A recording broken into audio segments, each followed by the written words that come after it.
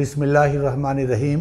मेरे सामीन और नाजरीन, मैं हूं आपका भाई हाफिज़ वसी मोहम्मद ख़ान और ये है हाफिज़ वसी टीवी। वीडियो को आगे देखने से पहले आप इसको लाइक करें और चैनल को सब्सक्राइब करें। और मेरी रिक्वेस्ट है कि इस प्रोग्राम को आखिर तक देखें, इसलिए कि आखिर तक अगर आपने ना देखी तो काफ़ी इन्फॉर्मेशन जो कीमती मालूमात हैं कहीं आप उनसे महरूम न रह जाएं। आज मैं अपने किसान भाइयों की बात करना चाहता हूं कि तमाम हालात के बावजूद पाकिस्तानी किसान ने इंतहाई मेहनत के साथ पाकिस्तानी ज़राअत को इस लेवल पर पहुंचाया है कि हम बजा तौर पर फ़ख्र कर सकते हैं। हम लोगों को ये आदत है कि दूसरे की थाली में पड़ा हुआ लड्डू हमें मोटा नज़र आता है और हम हमेशा ये कहते हैं कि इंडिया के किसान ने बहुत तरक्की की है और इंडिया की ज़राअत ने बहुत तरक्की की है।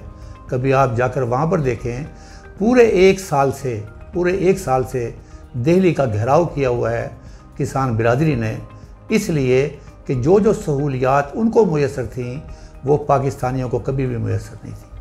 और पाकिस्तानी किसान ने बुरे हालात के बावजूद जीना सीख लिया और आज हम इस लेवल पर पहुँचे हुए हैं कि हम इंडिपेंडेंटली अपने फार्म्स को और अपनी ज़राअत को चला रहे हैं। आज मैं ये चाहता हूँ कि आपके सामने चंद एक बातें मैं ऐसी रखूँ जिससे मेरे किसान भाइयों की बग़ैर किसी सरमायाकारी के उनकी आमदनी में इजाफ़ा हो, और वो है एग्रो फॉरेस्ट्री। ये फॉरेस्ट्री की मुख्तलिफ़ अक़साम हैं। डेज़र्ट फॉरेस्ट्री है, माउंटेन फॉरेस्ट्री है, टेरेस फॉरेस्ट्री है, रेन फॉरेस्ट्री है। ये तमाम फॉरेस्ट्री की अक़साम हैं। इसके अंदर अभी रिसेंटली इमरान खान साहब ने इफ्तिताह किया है मियावाकी फॉरेस्ट्री का। लेकिन मैं वो बात करना चाहता हूँ कि जिसमें आपकी लागत भी ना आए और जहाँ आपकी फसल चल रही हो वहीं पर आपको कुछ ना कुछ आमदनी मिलती रहे और ये आपके एटीएम के तौर पर काम आए। अब बदकिस्मती से पाकिस्तान के अंदर अगर हम देखें, किसी भी अच्छे मुल्क के लिए फॉरेस्ट का होना जो है वो इंतहा का ज़रूरी है और उसके लिए टारगेट है 10%। 10% का मतलब ये है कि जितना रकबा आपका ज़ेरे काश्त है 10% पर दरख्त लगने चाहिए। अब जब पाकिस्तान बना है तो ये दरख्त जो थे 4% एरिया पर थे और अब ऊपर जाने के बजाय आज की रिपोर्ट जो है वो 1.6 है। 1.6% जो है हमारा एरिया जंगलात के अंडर है। अब इसको 10% पर कैसे लेके जाना है ये हमें देखना है और आज मैंने इसी मौजू पर आपसे बात करनी है। मैं ज़िंदगी में जहाँ जहाँ मैंने काम किया है मैंने इस बात को महसूस किया कि 3 चीज़ें एक दूसरे के बगैर नहीं रह सकती: दरख्त, जानवर और इंसान। ये तीनों चीज़ें हमेशा आपको साथ में मिलेंगी। बहैसियत मुसलमान भी दरख्त को सदका जारिया कहा गया है। बहैसियत मुसलमान भी इसको आमदनी का ज़रिया कहा गया है। और ये हमारा फ़ैसला जो है ये करना ये बहुत ज़रूरी है कि हमने किस किस्म के दरख्त लगाने हैं और इस तरीके से दरख्त लगाने हैं कि जिस तरीके से हमारी फसलों को फ़ायदा हो, नुकसान ना हो, और साथ साथ हमारे दरख्त भी उगते रहें और वो हमारी आमदनी का एक एटीएम बन जाए।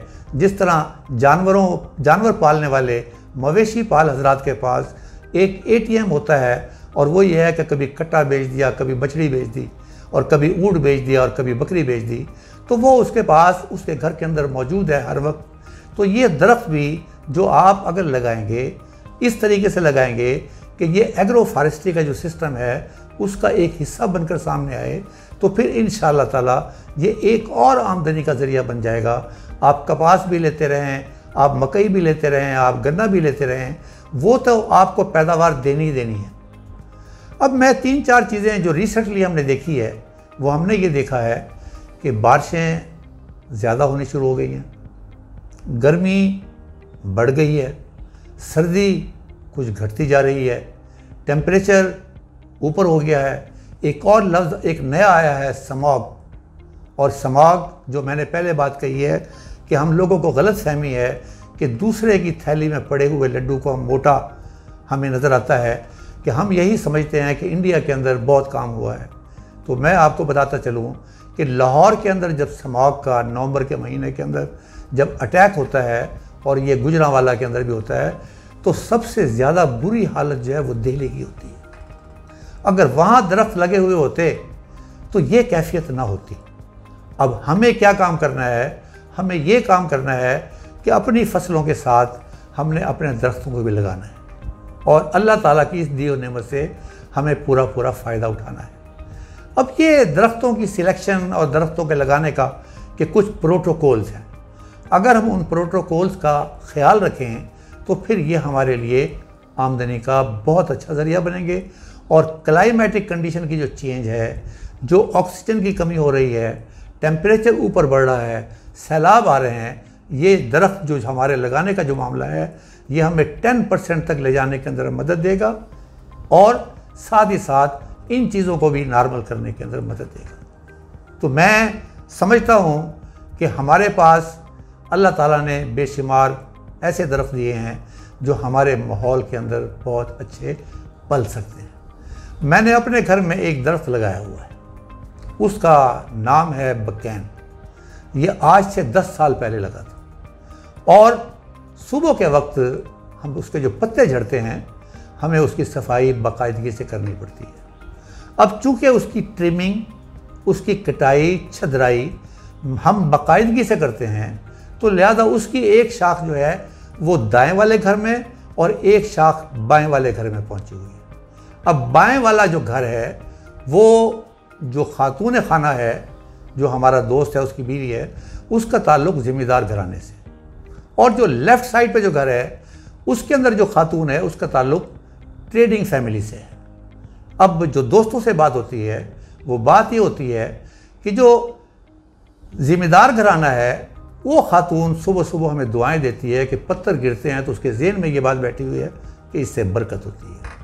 लेकिन वो जो दूसरा घर है ट्रेडिंग फैमिली से, बैकग्राउंड से ताल्लुक़ रखता है, मेरे दोस्त के ज़रिए मुझे पता चलता है कि 4 गालियाँ उसको पड़ी हैं और 2 गालियाँ मुझे पड़ी हैं, इसलिए कि उसकी बेगम ये कहती है कि ये क्या गंद यहाँ पर सुबह सुबह फैल जाता है।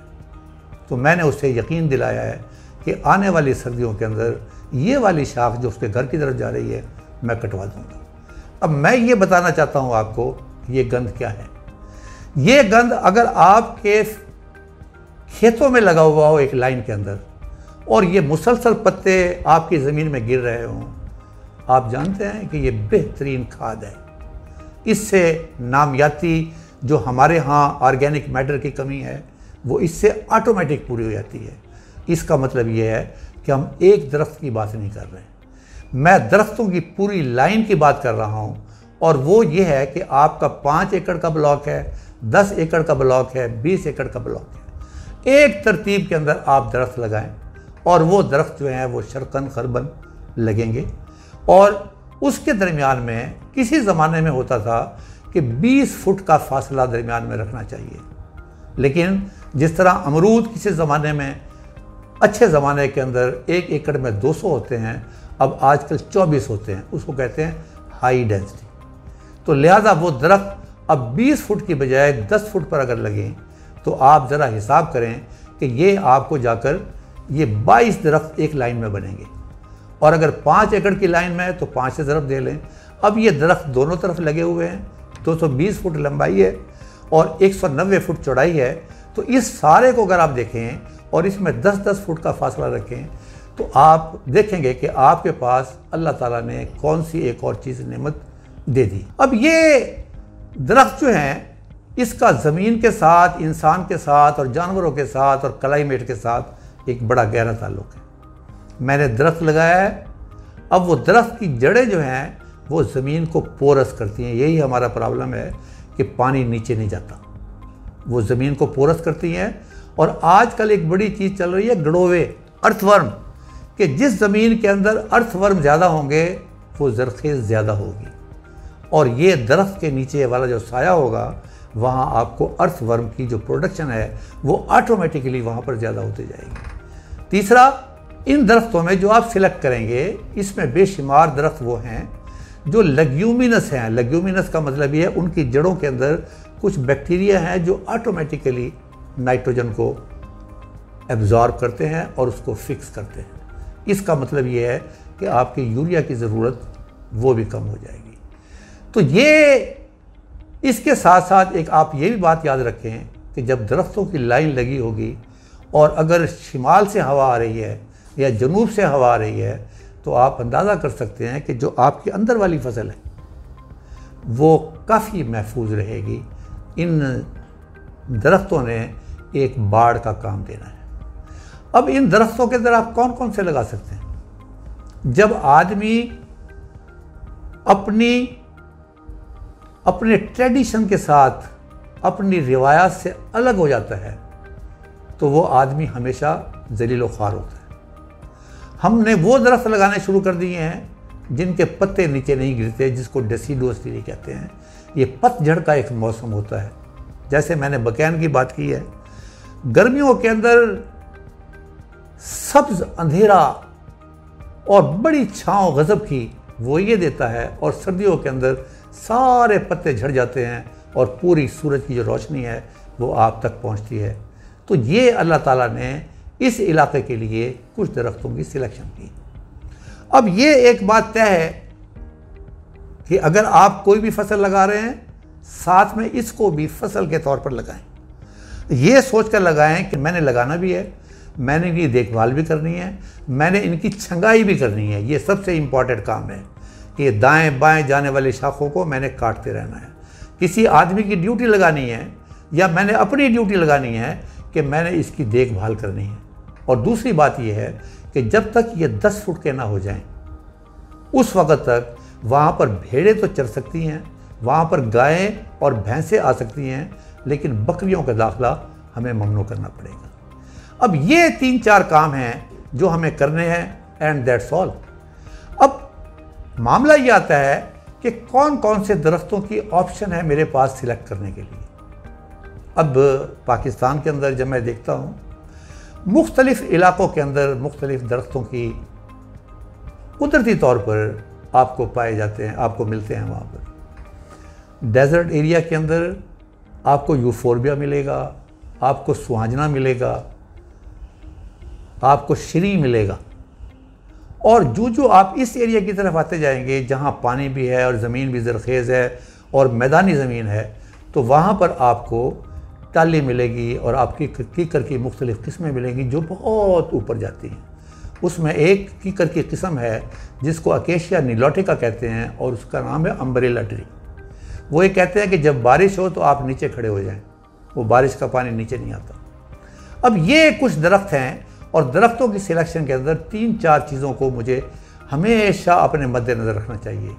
नंबर 1, वो फास्ट ग्रोइंग हो, मैं 10 साल का इंतज़ार नहीं कर सकता। नंबर 2, वो पतझड़ देने वाला हो, यानी कि वो गंद फेंकने वाला हो जो मेरी ज़मीन की ज़रखेज़ी को दे। तीसरा ये है कि वो ऐसा दरख्त हो जिसके ऊपर इंसेक्ट्स जो हैं वो अटैक ना हो, फंगस अटैक ना हो, क्योंकि वो फंगस अगर वहाँ पर आएगी, कीड़े अगर वहाँ पर आएंगे तो वो मेरी फसल को ख़राब करेंगे। और चौथी चीज़ जो है वो मैंने देखनी है कि ये मैंने इमारती लकड़ी के लिए लेना है, ये मैंने जलाने के लिए बेचने वालों के लिए लेना है, या मैंने इससे कोई अद्वियाती कोई फ़ायदा उठाना है। तो ये 4-5 सिलेक्शन के बाद हमने इस बात का फ़ैसला करना है कि ये दरख्त हमने लगाने हैं। मैं जानता हूँ चंद एक दरख्त मैं आपके सामने रखना चाहता हूँ। एक नीम है, आप सब लोग वाकिफ़ हैं, अद्वियाती पौधा भी है। और याद रखें जहाँ नीम होगा वहाँ पर कीड़े भी कम आएंगे।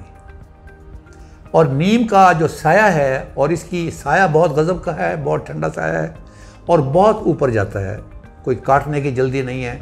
जितना अरसा रहेगा ये खुद ब खुद अपने पैसे बढ़ाता रहेगा।